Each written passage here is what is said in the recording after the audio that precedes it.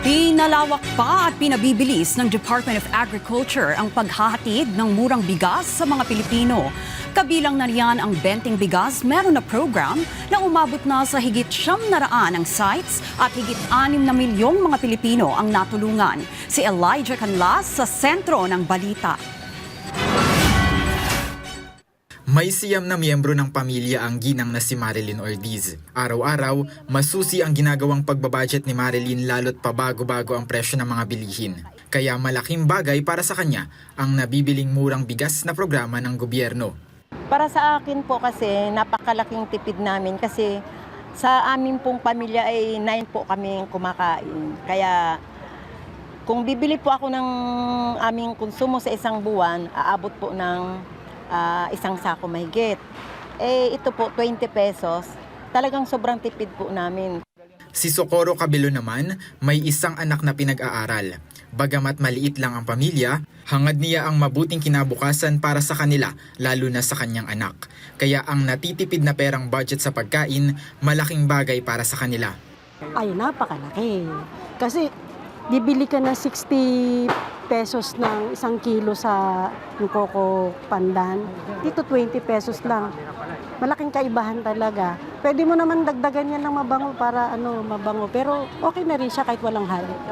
Kapwa benepisyaryo ng 20 pesos na murang bigas program sila Marilyn at Socorro. Bawat qualified beneficiary ay pinapayagang bumili ng hanggang 10 kilo ng subsidized rice kada araw. Patuloy na pinalalawak ng pamahalaan ng programang Benteng Bigas Meron Na o BBM na para sa pamilyang Pilipino. Ang nasabing hakbang ay nakabatay sa Global Food Security Index o GFSI para masigurong mura at sapat ang pagkain sa bansa.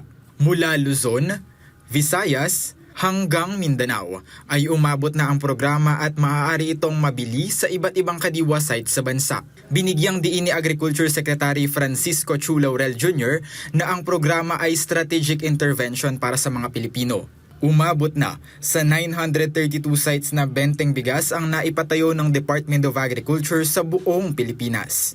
Sa ngayon ay marami na ang napakain ng mura at kalidad na bigas na kung saan mahigit 6.45 milyon na benepisyaryo ang nabusog nito sa 80 lalawigan.